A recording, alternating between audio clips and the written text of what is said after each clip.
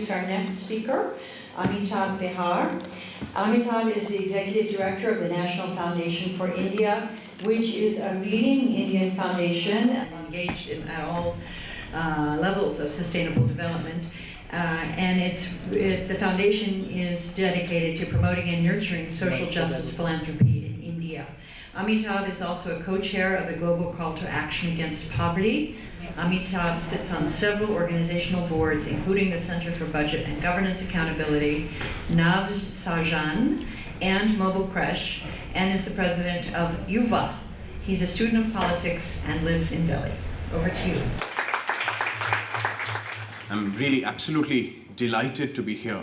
It's a privilege to be speaking from the platform of AIWC, particularly with the history that I heard, which I had read many years ago, but it got refreshed, talking of the Seven Sisters, the interventions in the Constituent Assembly.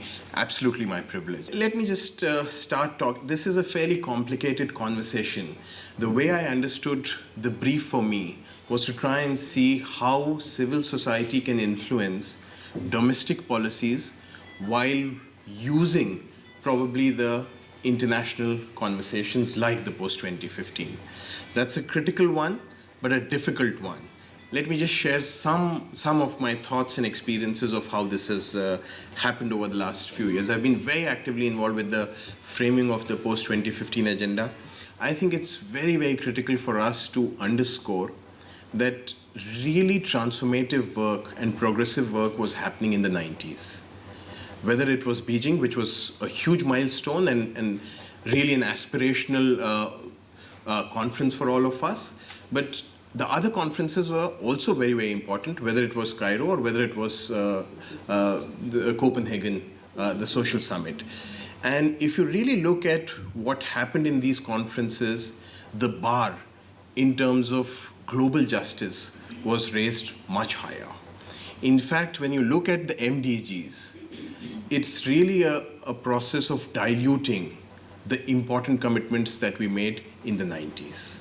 So the Millennium Declaration is pretty ambitious in its mandate, but the actual MDGs waters down both the commitments in the big conferences of the 90s and also the Millennium Declaration.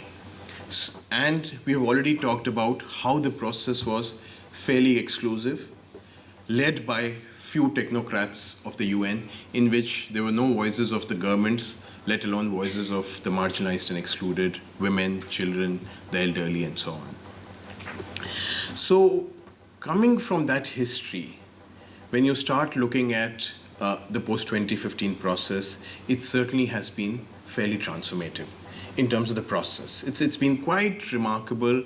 The attempt from the UN has been to reach out to an extremely broad number of people. They've done community consultations, they've done online consultations, they've done country consultations, they've done global thematic consultations. It's really been an inclusive process. And then all these inputs got moved into an intergovernmental process called the Open Working Group, which met almost every month for more than a year. And then we have got this draft 17 goals. But I would still say that the ambition in the post-2015 agenda is still lower than what we had in the 90s or what we had in the Millennium Declaration. That's my reading of the text. And in spite of the beautiful language, I would still say that the fundamental problem was, and I'm saying this more as context, the process is already now reached a stage where we cannot change, influence the actual goals.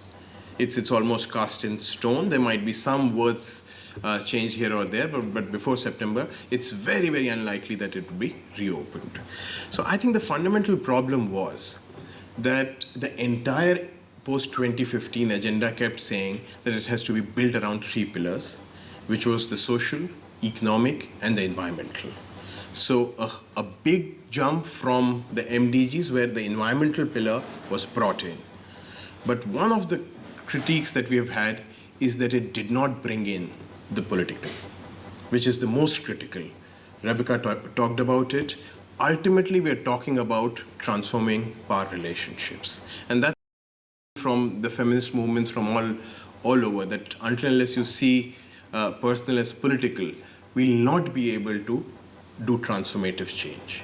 And therefore, I think the SDG agenda and the goals that you see is short of the ambition that we actually had. Let me also add to it, just to elaborate this point. I think one of the biggest worries we had, and I think it still persists, is that in spite of the big words that it has, it is still an agenda to fight extreme poverty. It is not an agenda for justice for all.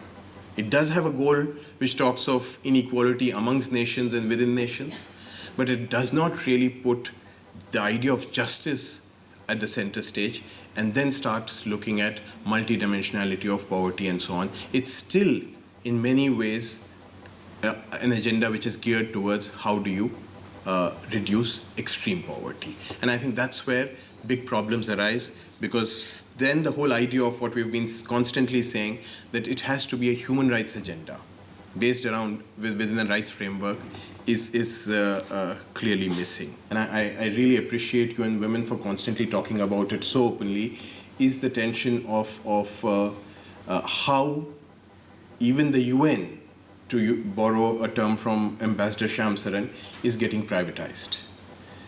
So the big role, on the one hand you're talking of a transformative agenda, but you're being very, very ambiguous about the role of the state. And you're largely saying it's the private philanthropist, private capital which can come in and bridge the gap, which many of us clearly believe is not going to happen. So how does all this link up with the national agenda? That's really the critical question being asked. But let me start by saying that I would have been very embarrassed a year ago to be associated with any kind of five-star culture. But I'm reasonably proud of now being a five-star activist. So with that sense of pride, let me say that it's extremely difficult to engage with the government in the current context, but let me also say it was not very different in the UPA regime. Particularly when it comes to MEA, let me just give you two highlights. UN Women and all of you were fighting very hard for the standalone goal. This is the first time we as civil society were able to actually do a side event with the Indian Finance Minister, the State Minister, hosted by the ambassador in Ethiopia, where we all had our presentations reaching out to the formal delegation of India, where academics, media, and civil society came together, and we were able to do this together. Let me also say that I think one of the ways, and then I'll move on to the specific tension points and the potential in terms of moving ahead. Our experience of Vadana Todo, when we started Vadana Todo, and at least I know that Pamji was very involved with her feminist task force in 2005 itself.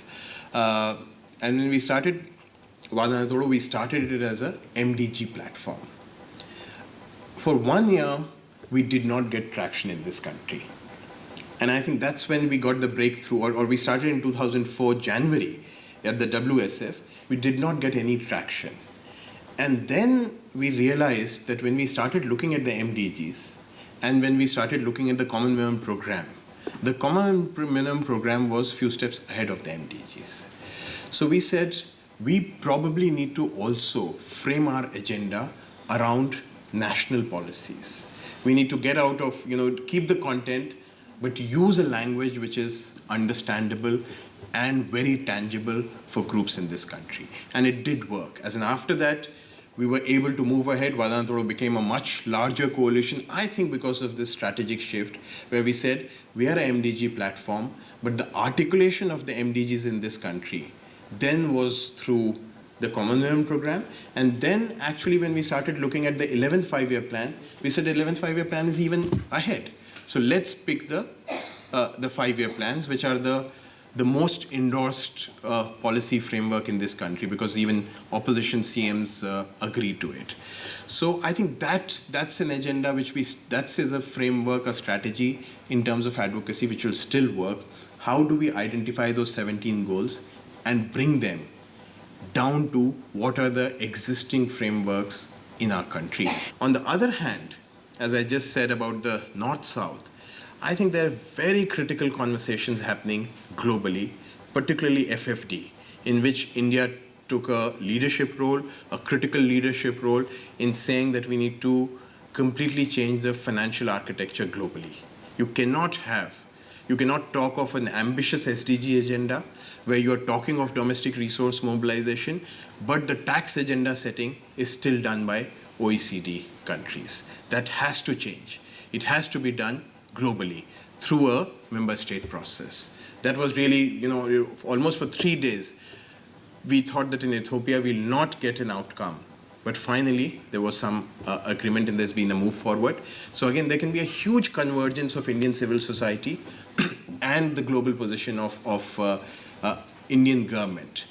But the second now, the tension point, and I think that's really a big one for us, is that whenever we talk of South within South, there's extreme discomfort within MEA and within countries like India. So you start talking about the caste in India, there's discomfort. We are constantly told don't raise caste at international platforms, do it in India. And I think that's not acceptable. Caste has to be raised. The status of religious minorities, women, I think those are critical questions, and these 17 goals are much more for the most excluded. If we are really saying leave no one behind, if you're talking of Antodaya, it is really about these excluded groups. So until and unless we focus on the South within South, we'll not be able to move ahead, and that's again going to be a tension point. Moving ahead, few ideas, as I said, in spite of these tensions, we've been able to make some breakthroughs with the MEA. We have proposed that MEA should, before we go to the UN General Assembly, should do a consultation with civil society. They have in principle at the moment said that we would be all right doing that. So we'll be able to at least give some of those inputs. I would also urge all of us to emphasize now a lot on, in terms of the process, what's left is really developing the indicators. And I would very strongly urge all of us to start working on indicators. Because even during the SDG process, I think that the knowledge production on SDGs was still happening at IDS Sussex or Harvard and so on. Knowledge production was not happening in South.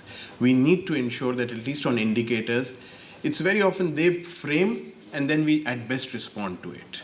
We need to come up with our own list of indicators. The UN Statistical Commission is already out with its list of indicators. I would urge all of you to respond to it, and then we are happy to work together in taking that ahead. And just finally, I think we need to also continue the role of monitoring, because I must say that at this moment, monitoring and accountability is extremely weak. In the current framework, you really don't have references to it. It's very, very weak. And we as civil society will need to play that role of continuously monitoring and ensuring accountability from the state and also from the international arena. Thank you. Now I'd like to turn to Dr. Sunita Dhar, our third panelist. Sunita is the director of Jagori, a women's resource center in New Delhi, and she has over 3 decades of experience of policy and program work on women's rights across a range of organizations. Thank you. I'm very grateful and honored by this invitation by the AIWC, with whom 20 years ago we have worked very closely. It takes me back to the journey of Beijing, from where the story started. Much has been said about the post-2015, about gender issues. So what I'm going to do is I'm going to do a bit of reflection, a bit of content, and a little bit of process.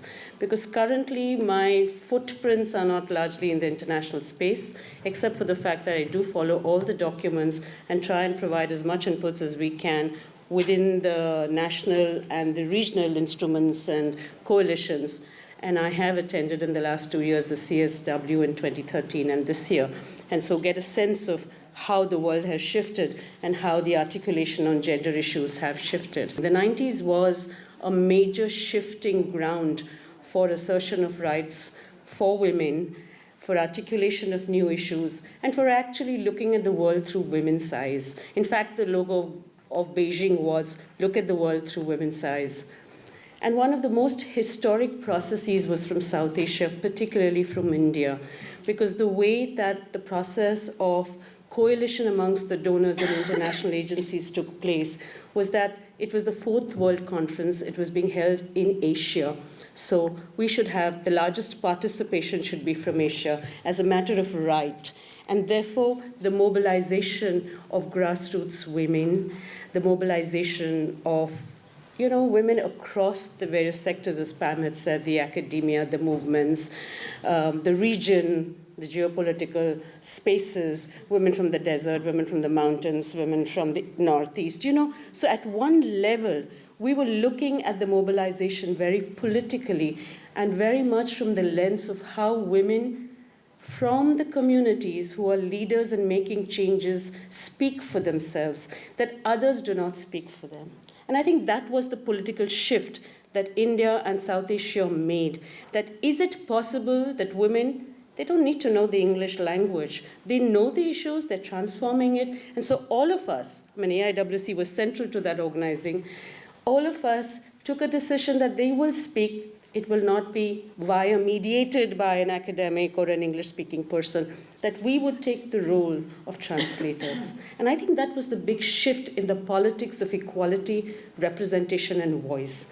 And I think that stayed because not everybody can go to a conference. So the slogan was, not everybody goes to Beijing, but can we bring Beijing to India? Can we bring it to the northeast? Can we bring it to Kashmir? Can we take it to the south? Can we take it to the east? Can we take it to the west? And I think it was the first time that a process of very broad consultative mechanisms was set in. We were not only aligned by the state boundaries, so we also began to look at women in the Narmada movement, women in the land movement, women in the Dalit women movement. There was no forum for Dalit women, and we said, can we get together women to create a forum? Padmadi recognizes that. Can we get women from the desert talk about issues of water? Can we talk about issues of fish workers? So at one level, it was an inter-movement, an intergeneration, an interstate kind of a process which was very historic. And everybody recognized that we had to come with our comparative advantages, and that when we represent the country in a conference, we don't go there for ourselves. We go there so that we represent the women we work with, but we also come back with all that we learned so that we can share it back and put it into our local and national policies. And I think that was a very important part of it. So making materials available in local languages, translating it.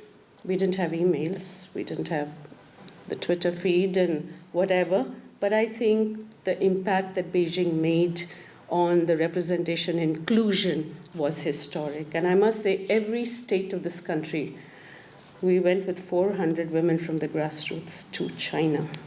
And every state, and to a large extent every constituency, was represented. And I do congratulate it was called the Forum of Donors, the Interagency Forum for Donors, that really came together and said, it's not about giving money to only our grantees, it's about the issues and about women. And I think that was a great equalizer. It had its critiques, there was no doubt about it. There were shortcomings, there were critiques. But I'm saying this only because then Indian women also began to say, looking at the world through the eyes of which women? And that which women was important, because our perspectives, our standpoints get mediated by our lived experiences. The experiences of a Dalit woman are different, as we know, etc., etc. One strand that I think was very critical and historic, and I think the gains made at Beijing were, of course, as a result of 3 earlier World Forums on Women. They were also a result of the fact that there was a decade for women. Women's organizations came to being, autonomous women's organizations came into being in the 80s, and all over the world they worked on agendas of empowerment and rights. The second point that really came to at that point in the 90s was that the coordination unit that We were all part of Pam and Asha and me. We also submitted the first CEDAW shadow report. We had no experience of a CEDAW reporting. The first time in 1995, I think the first CEDAW shadow report, no, we were in the unit. So 94, 95, the CEDAW preparations, again consultative, sectorally, etc. And that became the basis of how the shadow reports followed, which was then taken ahead by the National Alliance for Women. The third thing that happened at that period of time following Beijing was, as Pam said in the morning, a kind of a mechanism got created for accountability systems as to, okay, how are governments taking forward the Beijing Platform for Action? What are the gaps? What should we be doing?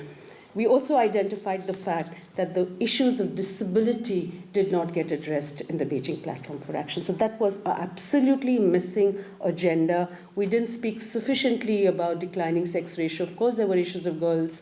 Of course, there were other issues, but not very substantively on some of those issues. And they started coming up in the national processes. Fundamentally, women, when we say gender mainstreaming, feminists in South Asia and in India who are politically not really defined by the West, but defined by our own freedom movements.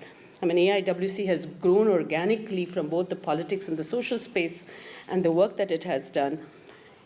We grew from our own organic processes. And so our agendas were to change power relations, address patriarchy, change structures, both within the family, the community, and the state. So when we talk about gender mainstreaming, we can't say we're only looking at a scheme or a policy. We're actually talking about transforming mindsets, transforming systems of accountability, looking at how women can be secure in no matter which space she is in. I also know that at the national level on the post-2015, many women's groups in India have not Actually, we have not engaged with it at a very deep level because it's very complex. It goes through so many drafts. And after some time, I stopped reading it because I don't think I could understand what was happening with all the inputs that were coming from everywhere else. So the most meaningful entry point and intervention that made sense for some of us at the local level was to work with the Vadana Todo and work on the gender dimensions. Because we understand our local issues, we know how to put it in, we know what to recommend. Once it goes at the global level, we trust our feminist sisters and in solidarity hope they will take all the issues that get represented out there. So largely I feel the locus is the local level, but at the same time with all our colleagues who go to these post-2015 to engage with, to ensure that there is no compromise on some of the fundamental issues. The other process issue that I'd like to share with you is that no matter what's happening at the global level, whether it is the financing for development, whether it is the post-2015, whether it is ICPD, whether it is Security Council Resolution 1325, after the processes are over, I'm always reading a note of dissatisfaction from women's groups. That this was not addressed, this was diluted, women have been instrumentalized, impunity still exists, the state is not making adequate investments into resources, the state is leaving out issues of sexuality, gender orientation, it is not being inclusive enough. So there are all of these issues that do not seem to be addressed, no matter the amount of work that lobbyists and groups do in each of these fora. And I think we all will learn a lot if we actually only read that and see what was left out, because then it teaches us politically where the debate is going internationally and where we have to plug in at the local level. And to me, that's an important point. Another point that becomes very contentious at the level of is women in conflict situations. We know that we have the Justice Verma Committee report, we have the issue of AFSA, we have the issue of impunity, we have the issue of so many things in our laws. We know that we've progressed to some extent, we have reforms in the last 2 years. However, there are some critical issues that get left out. And as part of the advocacy group that you will be setting up, I think it'll be important to take on some of these very important and urgent issues, because I guess we do not want to be seen as a country that has any conflict whatsoever. And yet our communities are talking about it. It wasn't the 12th five-year plan. There was a special chapter in the 11th five-year plan of women in conflict zones. So I think to some extent, how do we speak to the truth and how do we make sure that we continue to find ways to advocate for our rights is what our challenge is. Thank you.